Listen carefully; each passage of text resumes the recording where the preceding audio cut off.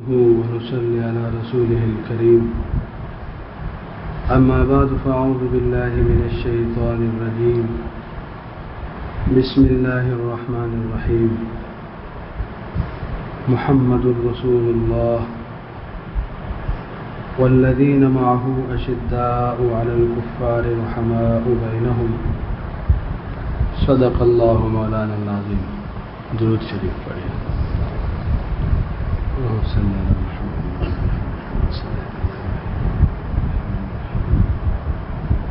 اللهم بارك على محمد.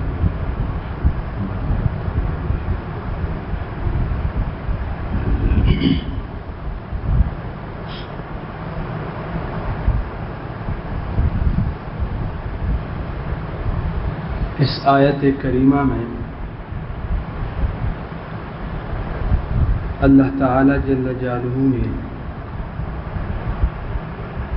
صحابہ کرام رضوان اللہ علیہم اجمعین کی کچھ صفات بیان کی ہیں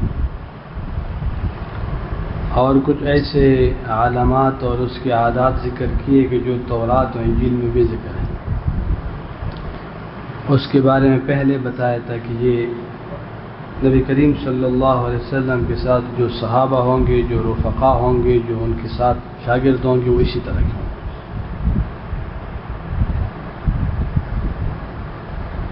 یہاں اللہ تعالیٰ جل جلالہ نے بطور خاص جو ذکر کیا ہے وہ یہ فرمائے والذین معہ اشداء علی الکفار رحماء بینہم.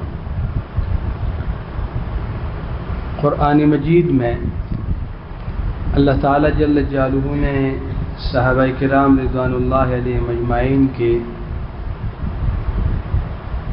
مختلف مواقع پہ اس کی صفات وہ بیان فرمائے. اللہ تعالیٰ جل جلالہ نے اس کے اچھے اخلاق، ایمانی صفات، بہترین کردار کی خود گواہی دی. تو صحابہ کرام رضوان اللہ علیہم اجمعین کے خوبیوں کے صفات کے گواہ قرآن مجید خود ہے. اللہ تعالیٰ جل جلالہ نے اس کی گواہی دی اور اس کے بارے میں فرمائے رضی اللہ عنہ ورضوا عنہ. تو اور صحابہ کے بارے میں اللہ تعالیٰ نے فرمایا ہے کہ وَيُؤْثِرُونَ عَلَىٰ أَنفُسِهِمْ وَلَوْ كَانَ بِهِمْ خَصَاصَةٌ. تو یہ بھی صحابہ کرام کے بارے میں. اسی طرح اس کی عدالت، اس کی سچائی اور اس کے مضبوط اور مستحکم ایمان پر قرآن مجید گواہ ہے.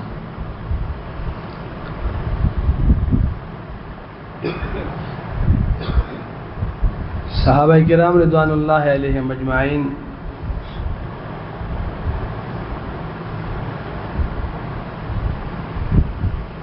انہوں نے اسلام کی خاطر اور اسلام کی نصرت میں ہر قسم کی، ہر نوع کی قربانی برداشت کی اور قربانی دی. انہوں نے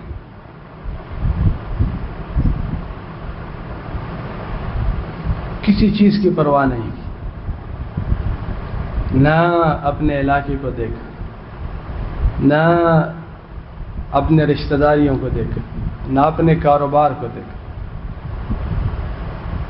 نہ اپنے تعلقات کو دیکھا.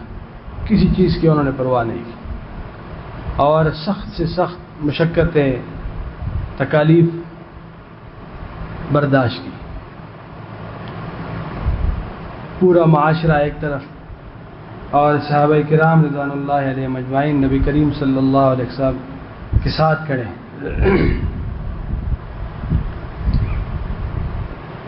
انہوں نے عملاً یہ ثابت کیا کہ جس دین کے ساتھ ہم کھڑے ہیں وہ حق ہے، وہ سچ ہے. اس لیے تو ہم ہر نوع کی قربانی کے لیے تیار ہے اور ہر قسم کے حالات کے لیے تیار ہے.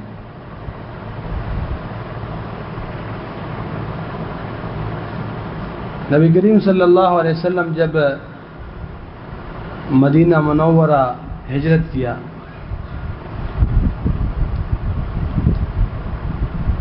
تو مواخات کا نظام قائم کیا، مواخات مدینہ، زبردست فیصلہ تھا نبی کریم صلی اللہ علیہ وسلم کا۔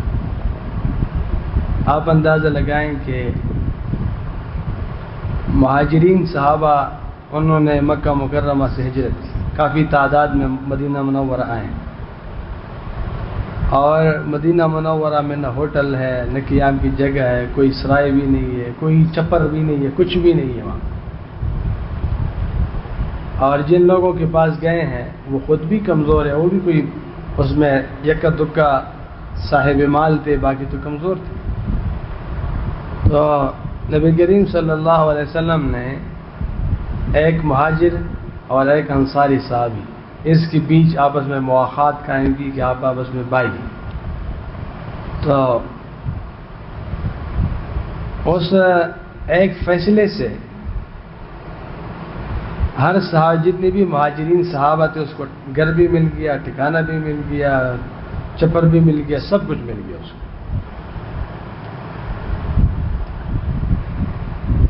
عبد الرحمن بن عوف رضی اللہ عنہ، آپ لوگ نام سن چکے ہیں بار بار،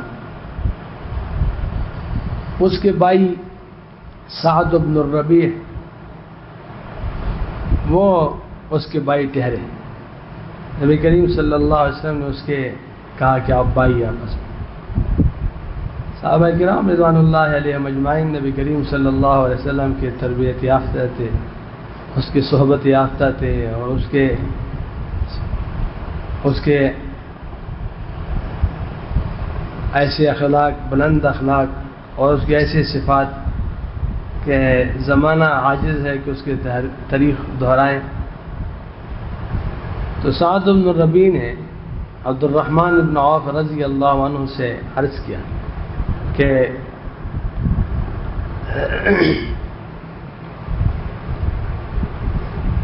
ایسا کرتے ہیں کہ نبی کریم صلی اللہ علیہ وسلم نے بھائی بنایا ہے، آپ میرا بھائی، تو میرا جتنے کاروبار ہیں،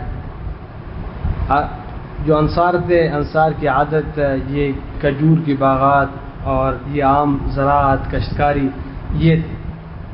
یہ کام کرتے، اور مہاجرین کی عادت تجارت کی تھی پہلے سے، مکہ مکرمہ سے شام چلتے تھے تجارت کے لیے، اس کی عادت، وہاں کوئی کاشت کی زمین ہے نہیں، ایسی زمین ہے کہ وہاں کاشت نہیں ہوتی، پہاڑی ہے سب،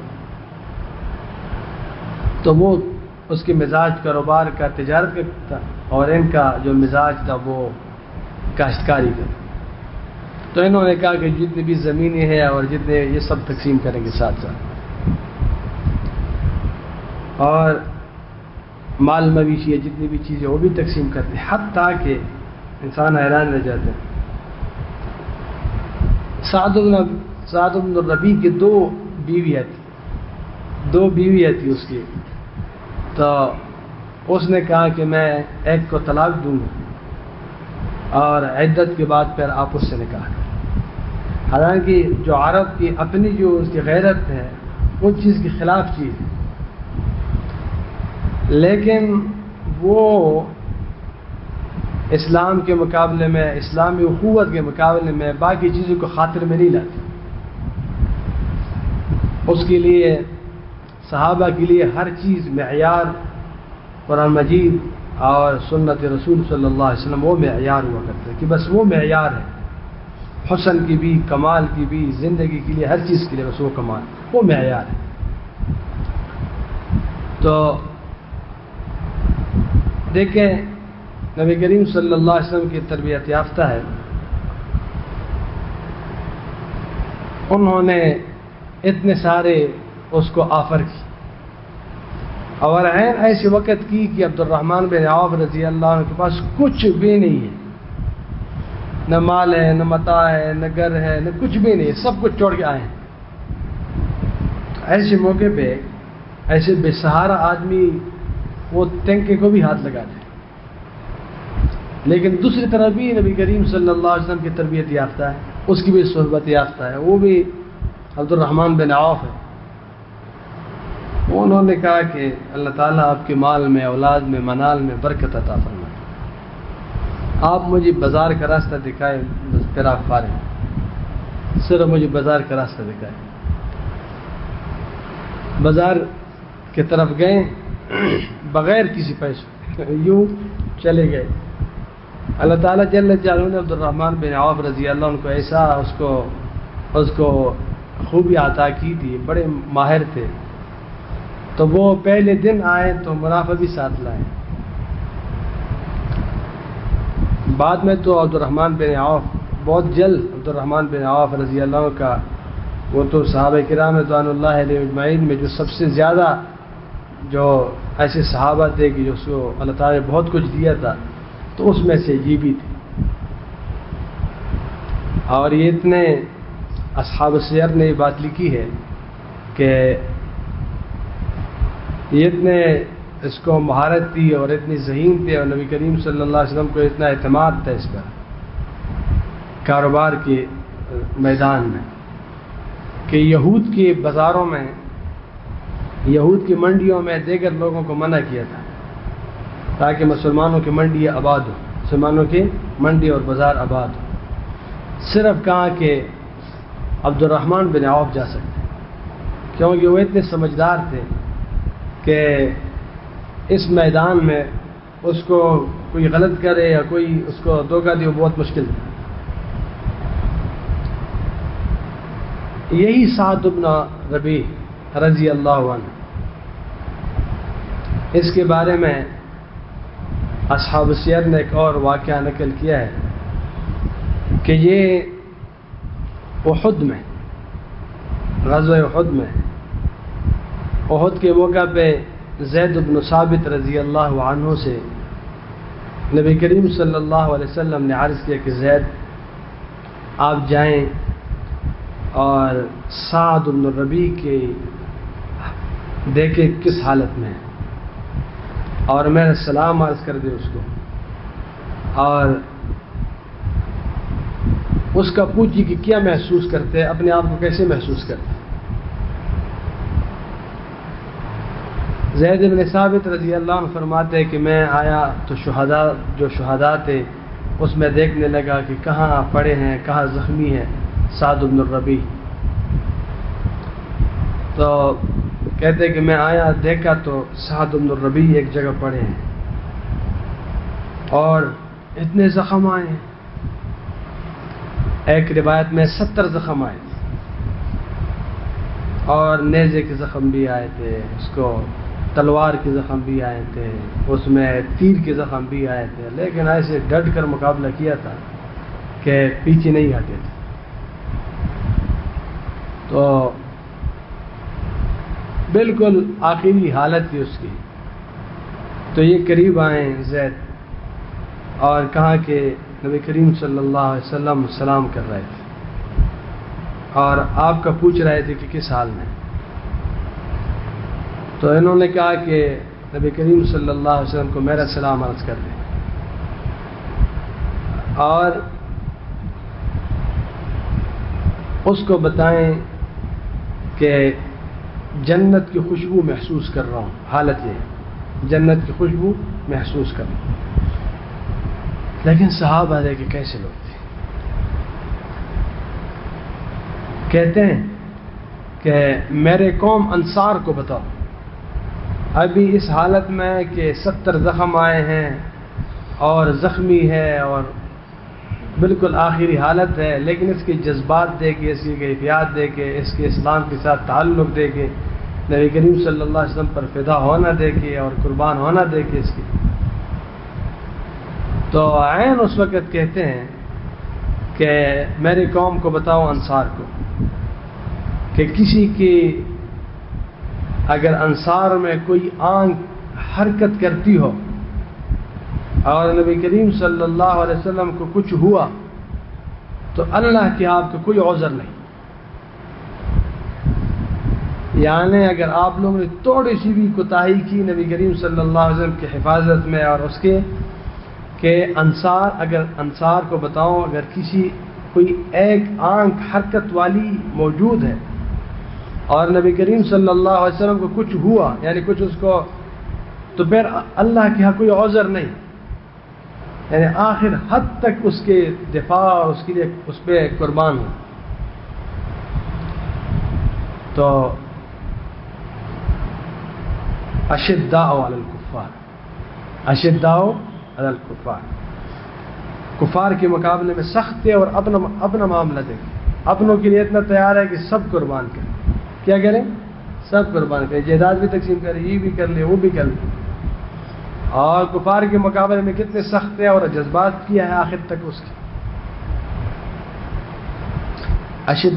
اشداء کے بارے میں بعض تو کہتے جیسے کہ چٹان سخت ہوتے، سخت ہے اسی لیے.